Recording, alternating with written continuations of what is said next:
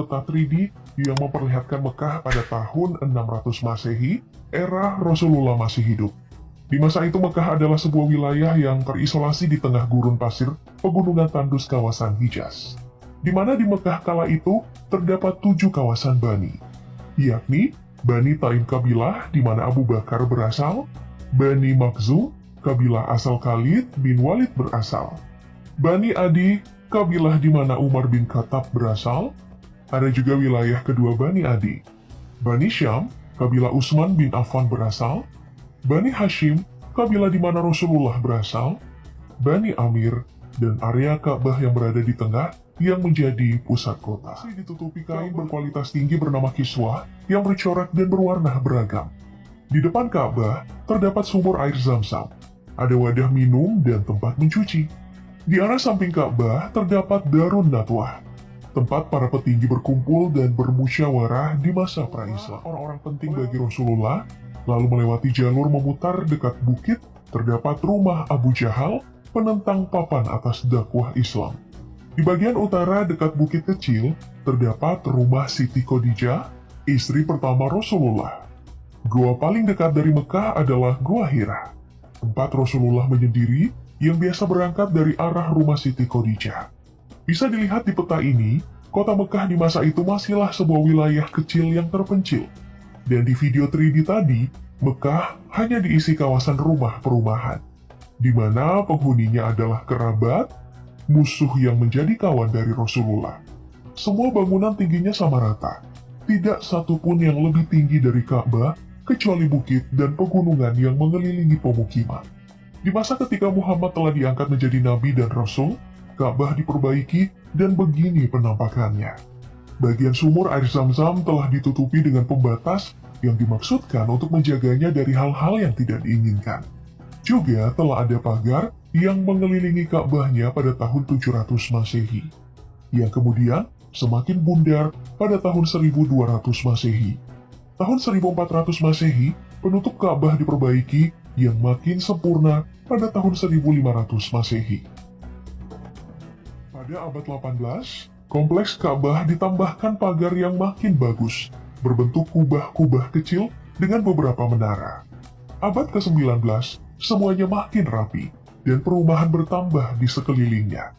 Menunaikan haji atau berziarah ke Mekah awalnya adalah perjalanan mengenai hidup dan mati. Panjangnya jalur dengan moda transportasi yang sederhana kadang membuat peziarah kesulitan. Belum lagi, ancaman berhadapan dengan suku nomaden setempat. Hingga akhirnya, terusan Suez dibuka dan kapal uap dan kereta api eksis pada paruh kedua abad ke-19. Perkembangan teknologi, transportasi, dan banyaknya dibuka jalur perjalanan, pendatang ke kota Mekah makin menjamur, membuat Mekah kian berbenah. Tahun 1910, pemukiman di sekitar Ka'bah makin padat saja. Kedatangan jemaah haji dari luar semenanjung Arab terhitung makin banyak pada tahun 1930, membuat Ka'bah makin ramai oleh orang-orang. Tiap tahun makin bertambah, membuat pemerintah Arab Saudi memutar otak untuk memudahkan para pengunjung dan jamaah. Dana didapatkan dari penerapan pajak untuk peziarah yang sebenarnya telah dipungut sejak tahun 900-an Masehi. Di masa kejayaan Ottoman, Kesultanan raksasa itu turut membangun beberapa pembangunan tempat inap peziarah, yang semakin mempersempit lahan gurun pasirnya menjadi rumah-rumah yang berdempetan. Perjalanan peziarah Mekah ini pun meninggalkan jejak perdagangan yang unik. Tawaran jajanan, fasilitas inap, jasa angkutan, dan kebutuhan lainnya terus berinovasi. Dari tenan-tenan sederhana menjadi toko-toko serbaguna. Perputaran uang dari jejak peziarah ini membawa keuntungan tersendiri bagi Mekah dan Arab Saudi, membuat pemerintah semakin fokus pada pembangunan kota Mekah. Sebagai informasi, mobil pertama yang masuk ke Jazirah Arab itu adalah yang melintasi Mekah, dibawa oleh Syarif Aun al-Rafiq, penguasa Mekah dari tahun 1882 hingga 1905. Ini menandakan bahwa Mekah adalah wilayah pertama yang berkembang di Jazirah Arab. Sebenarnya, pemugaran besar-besaran dilakukan juga setelah serangan banjir yang terjadi pada tahun 1941. Di apit bukit, dan tanahnya tidak dapat menyerap air, Mekah memang selalu dilanda banjir besar. Sejak tahun 1950-an, berkat pengaruh Wahabisme, banyak bangunan bersejarah yang dihancurkan.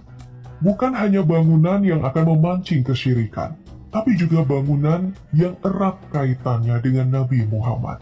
Pada 21 April 1925, pemakaman Jannatul Baqi, tempat keluarga Nabi Muhammad dimakamkan, dihancurkan oleh Raja Abdul Aziz bin Saud.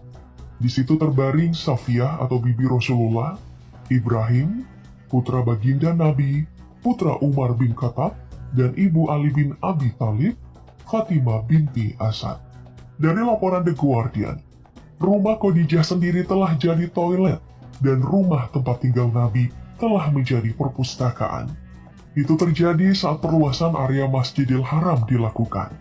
Yang paling memilukan bagi umat muslim adalah rencana penghancuran makam Rasulullah untuk perluasan Masjid Nabawi.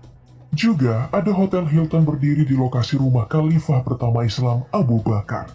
Mengutip Time, lebih dari 98% situs sejarah dan keagamaan kerajaan telah dihancurkan sejak 1985. Dan sekitar 95% bangunan berusia lebih dari 1000 tahun di Mekah dan Madinah telah hilang untuk perluasan Masjidil Haram. Demi tempat yang luas bagi peziarah dan calon haji yang jumlahnya makin ampun-ampunan. Bahkan, kunjungan paling besar tiap tahunnya adalah yang ada di Mekah, Madinah.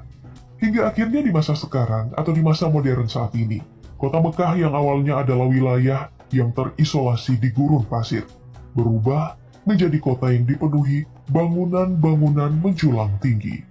Salah satunya adalah jam terbesar di dunia, jam yang berada di kompleks 7 hotel pencakar langit di Makkah, Abdraj Al Bait. Jam bernama Makkah Royal Clock Tower ini dibangun di tahun 2012. Terletak pada ketinggian 600 meter di atas bangunan 120 lantai dan berdiameter 43 meter. Jauh lebih tinggi dari Ka'bah.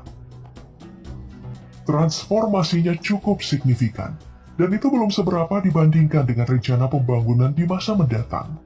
Seperti yang diketahui, Pangeran Muhammad bin Salman punya rancangan kota futuristik bernama Neom, yang direncanakan akan dihuni tahun 2024, dengan memindahkan pasir dan gunung demi pembangunannya, dan menghilangkan ruang hidup warga.